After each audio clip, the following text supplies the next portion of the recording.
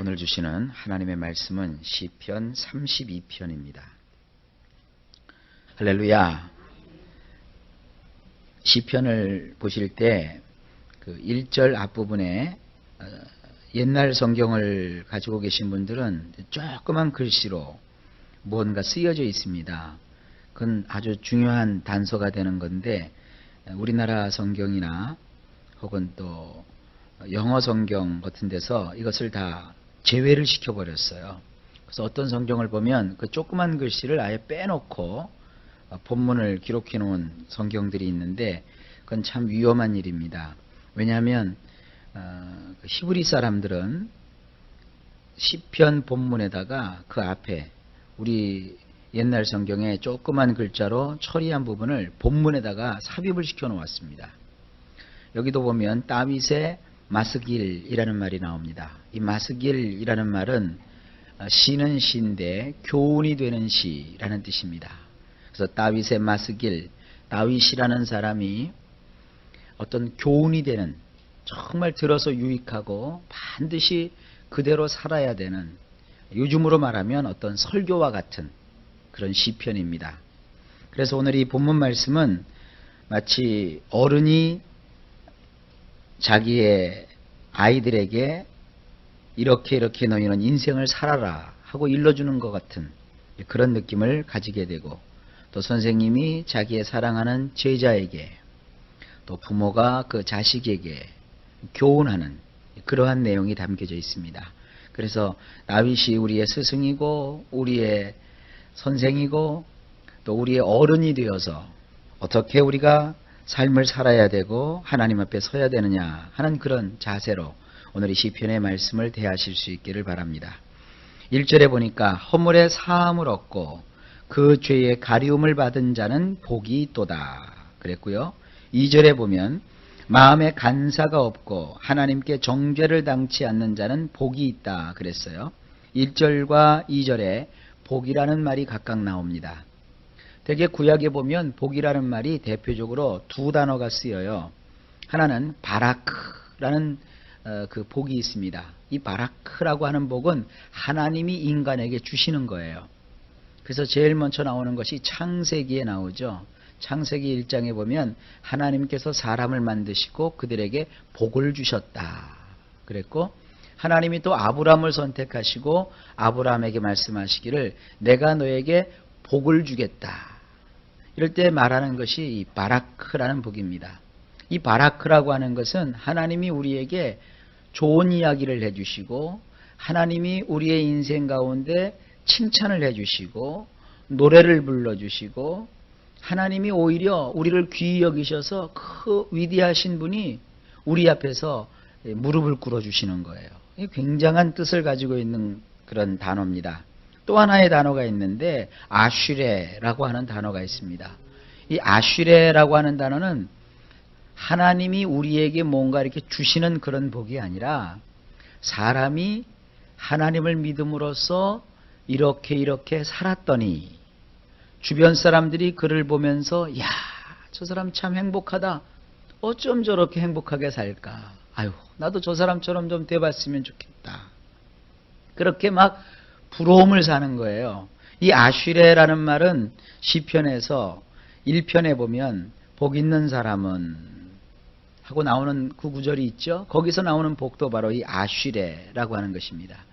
제가 왜 이 구별을 여러분들에게 말씀드리느냐 하면 우리나라 그리스도인들은 이 복이라는 것을 다 그 똑같은 말로 생각을 해요. 그래서 복은 하나님이 주시는 것이다. 예, 맞죠. 복은 하나님이 주시는 것이죠. 그래서 하나님 이런 복을 나에게도 주세요. 이렇게 얘기를 하거든요. 근데 이 아슈레라는 복은 하나님께 구해서 받는 복이 아니라 하나님의 뜻대로 살아갈 때 사람들이 나를 보고 인정해주는 그러한 종류의 소위 말하는 행복입니다. 여러분, 그래서 신앙생활은 하나님이 우리를 위해서 해주셔야 되는 부분이 있고요.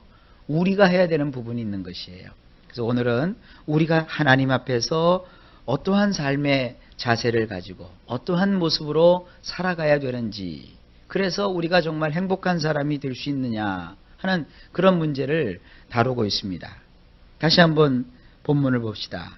허물의 사함을 얻고, 이 허물이라고 하는 건 뭐냐면 하나님의 권위와 하나님의 말씀을 거슬려서 얻게 되는 그러한 죄어를 말해요. 그러니까 하나님이 위대하시고 그 이름이 높으신데 그 하나님을 멸시하고 무시하며 살아가는 사람들이 있어요. 예수를 믿는다고 하면서도 하나님의 말씀은 안중에도 없어요. 하나님이 뭘 말씀하시는지 그것은 관심도 없어요. 그냥 자기 멋대로 좌충우돌 살아간다고요. 그래서 얻게 되는 것이 뭐냐? 허물입니다. 믿노라 하면서도 하나님께 거스리고 하나님을 반역하고 하나님의 그 언약을 훼손하는 이러한 일들을 우리가 자행할 수 있단 말입니다. 그런 데서 생기는 것이 허물이고, 그리고 또 여기 죄라는 말이 있죠. 죄는 그야말로 우리가 흔히 말하는 그런 죄를 뜻하는 것입니다. 그런데 하나님께서 그 사람의 허물을 어떻게 해요? 사해버리세요. 사해버린다는 건 뭐냐 하면 잊어버리신다는 거예요. 분명히 내가 하나님께 반역하고 하나님의 말씀을 어겨서 흠집이 나 있는데 하나님이 그와 같은 나의 허물을 못 본 척 해버리셔요. 그리고 그걸 옮겨버리신다는 거예요. 그 얼마나 대단한 일입니까? 여러분 이런 말 하고 살지 않습니까? 때로 아이고 내가 이렇게 죄를 짓고 살다가 벌받지. 그런데 그 벌받아야 될 죄를 하나님께서 잊어버리신다는 거예요. 그리고 또 여기 보면 죄의 가리움을 받는다 그랬어요. 이 가리운다는 것은 뭐냐면 덮어버리신다는 거예요. 죄를 덮어버리세요. 구약에 보면 하나님의 성소에 들어가 보면 지성소에 법궤라는 것이 있습니다. 그 법궤는 이런 궤짝, 금으로 쌓여져 있는 궤짝 안에 만나가 담긴 금항아리와 또 언약의 말씀을 적어놓은 돌판과 그리고 아론의 쌍난 지팡이가 들어있어요. 근데 그 위에 하나님께서 속죄소라고 하는 금으로 만든 뚜껑을 덮어버리셨어요. 덮어버리는데 그 안에 있는 세 가지 성물은 가만히 성경을 통해서 연구해 보면 우리 인간이 하나님 앞에 저질렀던 죄와 관련이 되어 있습니다. 자, 우선 그 율법이 적혀져 있는 두 돌판을 보십시오. 율법은 하나님이 우리에게 주신 것이지만 최초로 율법을 받았던 이스라엘 백성들이 율법을 지킨 것이 아니라 율법을 파기시켰어요. 그래서 모세가 율법을 가지고 내려왔을 때 이스라엘 백성들은 하나님도 아닌 송아지를 하나 만들어 놓고 금으로 이것이 하나님이다 하고 우상 숭배하는 죄를 범했어요. 그러자 하나님의 종 모세가 크게 분노하여 그 율법을 깨버렸어요. 이게 상징이에요. 우리는 하나님의 법대로 사는 것이 아니라 시시각각 하나님의 말씀을 깨고 언약을 파기하는 그런 모습을 가지고 있다고요. 뿐만 아니라 아론의 쌍난 지팡이가 있죠. 왜 아론의 지팡이에서 싹이 나게 되었느냐? 하나님이 모세를 하나님의 종으로 세웠는데 이 고라 자손의 그 충동으로 인해서 이스라엘 백성들이 반역을 일으키고 반란을 해요. 그러니까 참으로 하나님이 세우신 종이 누구냐라는 것을 보이시기 위해서 각 지파별로 지팡이를 가지게 하시고 그 지팡이에서 하나님이 싹이 나게 하신다고요.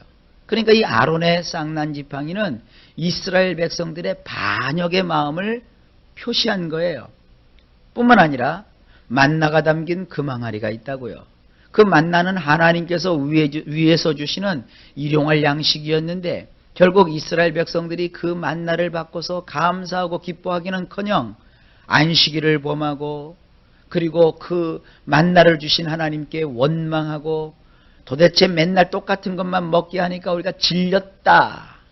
이게 뭐냐 이러면서 하나님을 향하여서 거슬렸다고요. 그와 같은 이스라엘 백성들의 죄와 허물을 하나님이 그 법궤라는 통 속에 다 집어넣어 버리시고 그리고 뚜껑으로 덮으셨다고요. 이게 놀라운 상징입니다. 여러분, 하나님은 우리를 그렇게 덮어 버리십니다. 이렇게 하나님께서 우리의 죄를 사하시고 우리의 죄를 가리우시는데 이와 같은 것을 받은 자는 복이 있다 그랬어요. 2절에 보면 마음이 간사가 없고 여호와께 정죄를 당치 않는 자는 복이 있도다 그랬어요. 도대체 어떤 사람이길래 그렇게 하나님이 그 죄를 벌하지 아니하시고 잊어버리시고, 그리고 도대체 그가 어떤 사람이길래 하나님께서 그 죄를 묻지 아니하시고 덮어버리셨을까? 그것이 2절에 나오는 거예요. 마음에 간사가 없다 그랬어요. 이것도요, 우리말로 보면 좀 이해가 안 돼요. 이 마음, 그러니까 자꾸 여러분이 속에서 가지고 있는 어떤 생각, 어떤 마음 씀씀이, 이런 걸 생각하시겠는데, 여기 마음이라고 번역되어 있는 그 히브리 원문을 보게 되면 루아흐라고 되어 있어요. 루아흐. 이 루아흐라고 하는 것은 보통 영이라고 번역이 되거든요.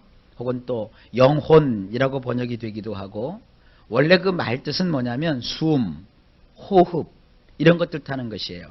하나님께서 인간을 만들어 놓으시고 인간의 그 코에다가 불어넣으신 그 생기, 그것이 하나님의 루아흐예요. 그 하나님의 숨을 그에게 집어넣으셨어요. 그리고 이 루아흐라는 말을 또 뭐 성령이라고 번역하기도 해요. 근데 어쨌든 여기서는 그 숨, 호흡이라는 뜻에 가깝고요. 그 다음에 여기 마음에 간사가 없다고 그랬어요.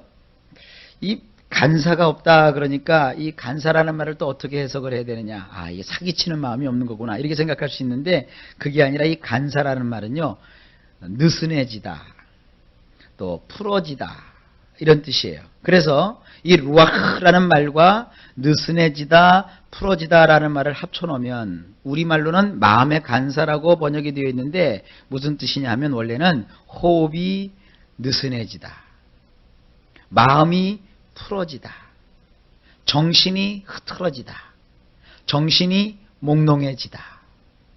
사람이 뭔가 긴장을 하면 호흡이 어떻게 돼요? 아주 일정해지고, 또 호흡이 굉장히 정갈해져요. 그러나 사람이 긴장을 팍 놓게 되면 어떻게 돼요? 이제 막 흐트러져 버리게 된다고요. 그런데 그러한 사람이 아니고 반대죠. 여기 보면 마음이 간사가 없다 그랬죠. 그러니까 마음이 풀어지거나 느슨해지는 것이 아니라 하나님 앞에서 이렇게 탁 긴장하고 살아있는 거예요.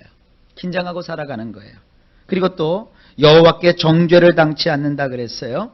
그래서 이 정죄를 당치 않는다는 것은 재판을 해서 벌을 정해야 되는데, 그 재판을 받고 벌이 정해진 사람인데 하나님께서 그에게 재판을 열지도 않고 그 재판을 통해서 무슨 형벌을 언도하지도 않는 그런 상태를 말해요. 자, 이걸 종합해서 보려면 우리가 구성하면 이렇습니다.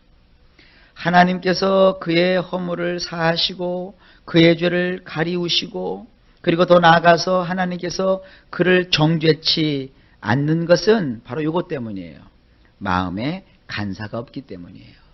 긴장을 풀지 않고 늘 경계심을 가지고 하나님을 바라는, 그래서 그의 호흡을 세상 일로 인해서 흐트러뜨리지 않고 이렇게 살아가기 때문에 하나님께서 그로 인해서 그러한 사람을 철저하게 이렇게 세워주시고 인정해 주시는 거예요. 자, 그러면 어떠한 삶이 마음을 흐트러뜨리지 않고 사는 것일까? 3절입니다. 내가 토설치 아니할 때에 종일토록 신음함으로 내 뼈가 쇠하였도다. 토설치 아니했다는 것은 잠잠했다는 거예요. 아무 말도 하지 않고 조용히 있었다는 거예요.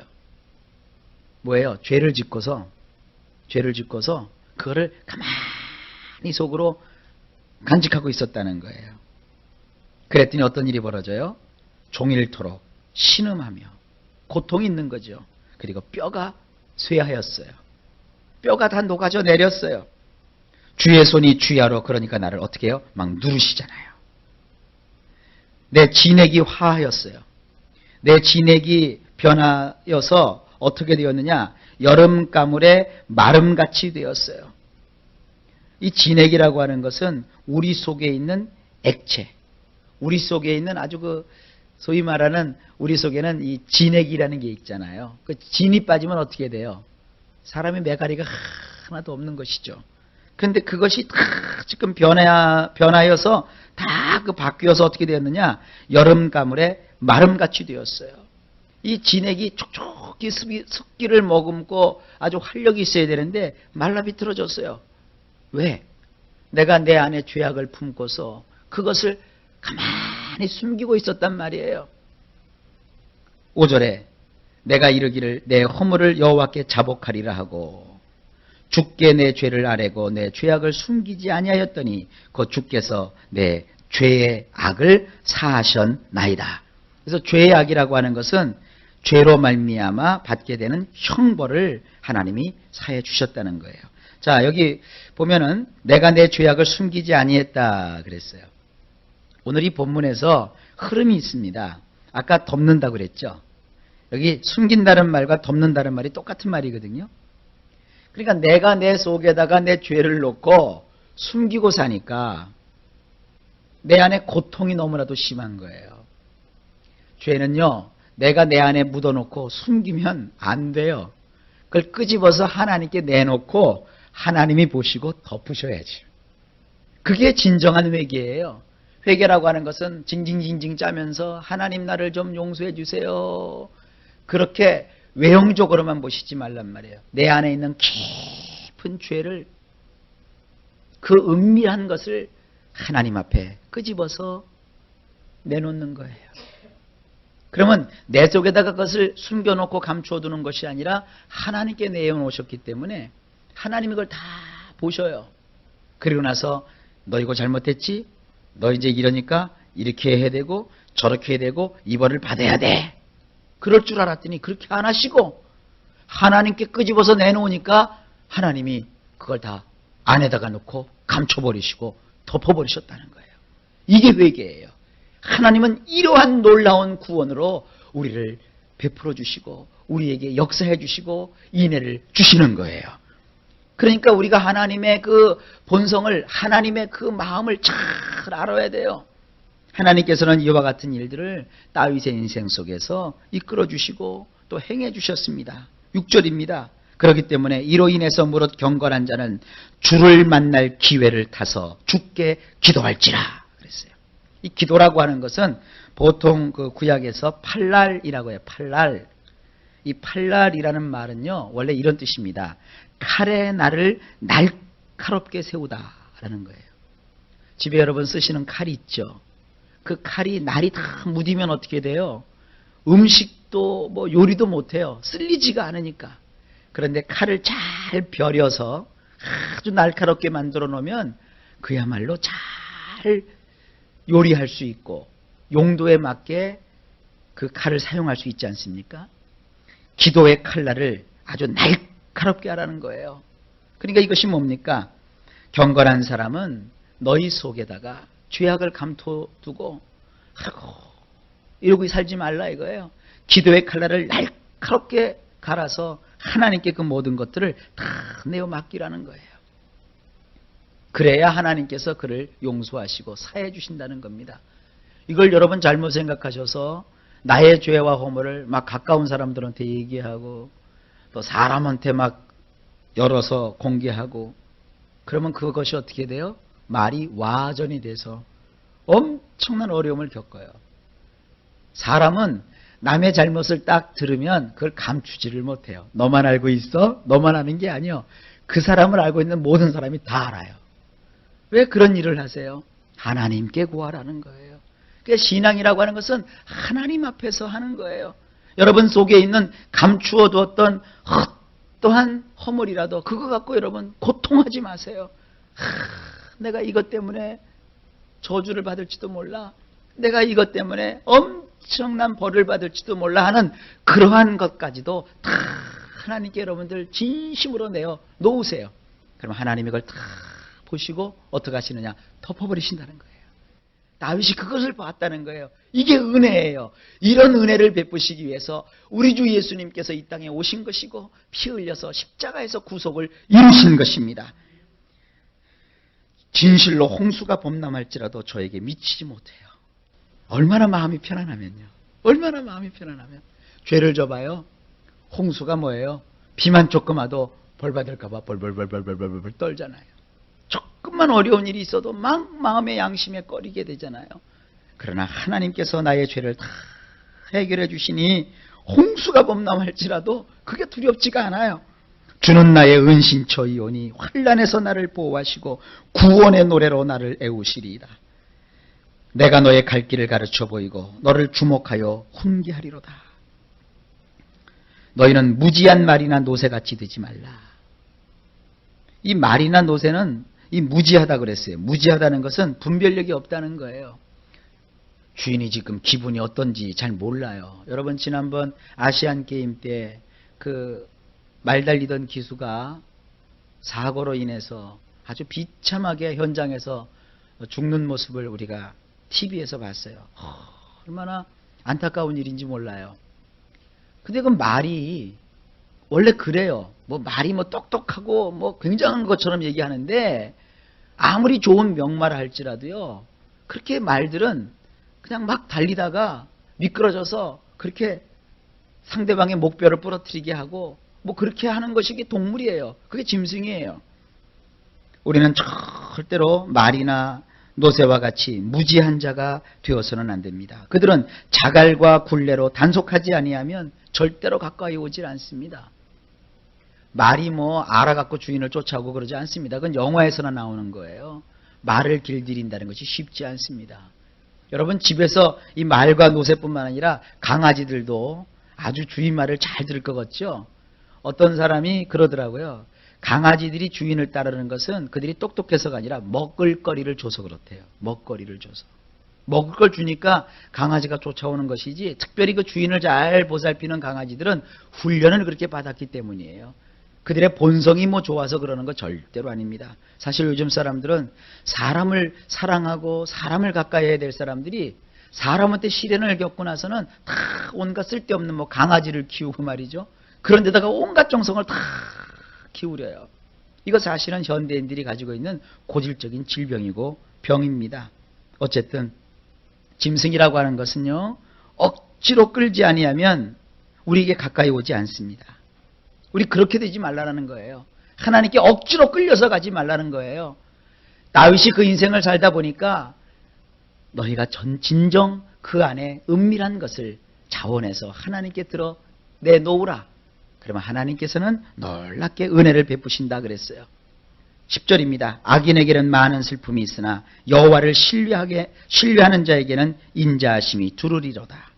너희 의인들아 여호와를 기뻐하며 즐거워할지어다. 마음이 정직한 너희들아 다 즐거이 외칠지어다. 그래서 기뻐한다는 것은요. 그냥 우리가 마음으로 아주 좋아하는 거예요. 그 다음에 즐거워한다는 것은 뭐냐 하면은 즐거워하면서 빙글빙글 돈다는 뜻이에요. 그리고 세 번째로 즐거이 외친다라고 하는 것은 너무너무 좋아서 환호성을 친다는 거예요. 왜 그래요? 죄를 하나님께서 용서해 주셨기 때문이죠. 그러니까 오늘 본문 말씀은 뭐예요? 조용히 죄를 가지고 있지 말고 그를 하나님께 가지고 나와서 토설해 놓아라. 다 쏟아 놓아라. 저는 회개기도 같은 거 할 때는요. 통성기도 하는 것을 원치 않습니다. 여러분 회개기도 한다고 하면서 통성기도 하면 그게 무슨 사람 들으라고 하는 소리지 그게 하나님 앞에 하는 거겠어요? 조용히 은밀한 죄가 있거든 하나님께 여러분 고하세요. 내려놓으세요. 그럼 하나님이 어떻게 하신다고요? 덮으신다고 그랬어요. 그래서 우리 속에 뭘 주세요? 기쁨을 주세요.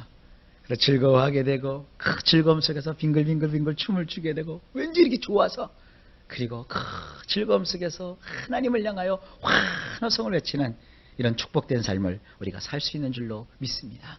하나님의 그런 인자하심이 저나 여러분에게 늘 있다는 사실을 아시고 오늘도 하나님께 더욱더 가까이 가시는 여러분 되시기를 예수님의 이름으로 축복합니다.